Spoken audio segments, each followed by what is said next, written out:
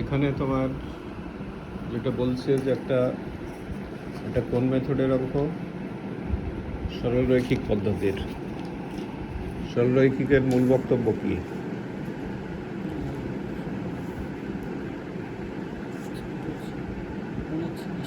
সরলরৈখিক বা স্থির কিস্তি পদ্ধতির মূল বক্তব্য কি? প্রত্যেক বছর অবচয় সমান, অবচয় ভ্যারি করবে না, প্রত্যেক বছরই সমান অবচয়।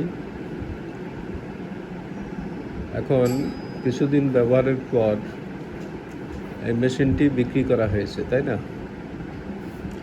তাহলে কোনো কিছু বিক্রি করে তোমার লাভ হলো না ক্ষতি হলো, সেটা বের করতে পারবা কখন?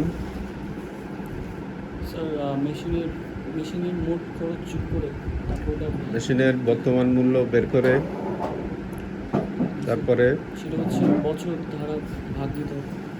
মেশিনের বর্তমান মূল্য বের করে আয়ুষ্কাল ধারা ভাগ।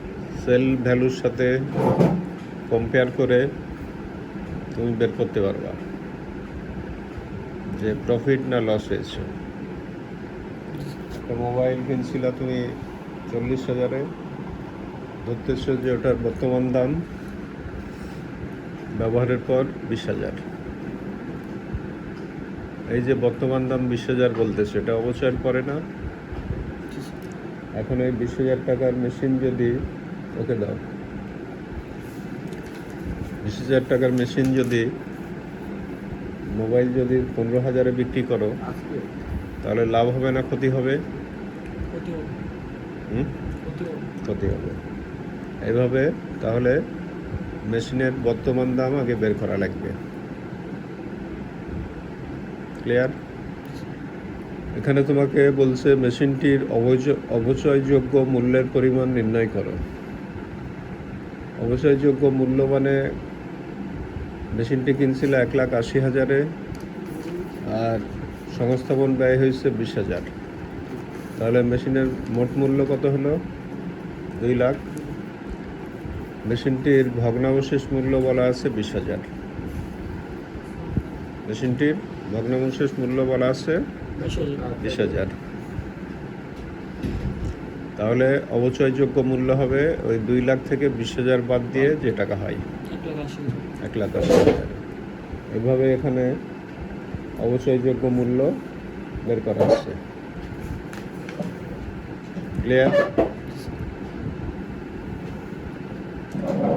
ক্ষয় বলছে প্রতিষ্ঠানটির 21 এবং 22 সালের অবচয় নির্ণয় করো, তাই না? এবার 21 এবং 22 সালের অবচয়। 21 সালের অবচয় কিভাবে নির্ণয় করবা?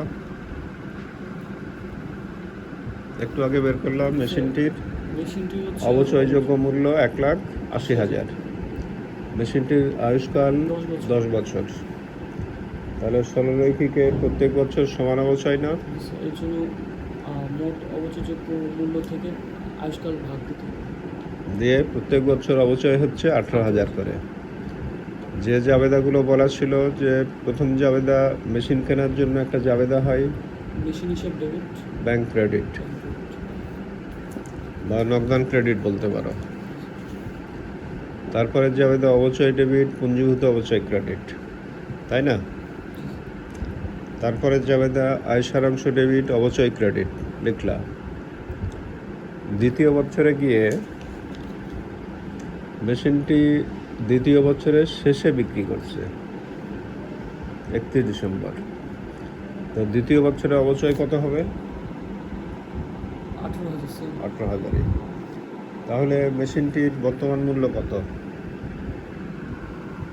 মেশিনটির বর্তমান মূল্য হচ্ছে স্যার 36,000 টাকা বাদ যাবে। বাদ দিলে কত হয়?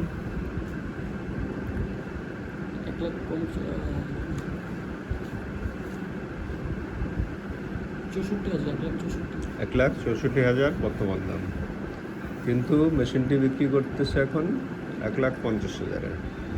তাহলে লাভ না ক্ষতি? ক্ষতি হবে কত? 14,000 টাকা। বিক্রি করার সময় ব্যাংক ব্যালেন্স বেড়ে যাচ্ছে, ব্যাংক ডেবিট। মেশিন বিক্রয়জনিত ক্ষতি ডেবিট 14,000। যে মেশিন বিক্রি করে ফেলতেছো তার অবচয় মনে রেখে কোনো লাভ আছে আর? অবচয় সৃষ্টির সময় পুঞ্জীভূত অবচয় ক্রেডিট হয়, এখন হয়ে যাবে ডেবিট 36,000, আর মেশিনের মূল্য মোট কমে যাচ্ছে 2 লাখ। ওকে, তারপরে যাবে দেয় আয় সারাংশ ডেবিট, অবচয় ক্রেডিট, আর মেশিন বিক্রয়জনিত ক্ষতি যেটা ডেবিট হলো এটা আয় সারাংশের মধ্যে স্থানান্তর করা হবে, আয় সারাংশ ক্রেডিট। ক্লিয়ার?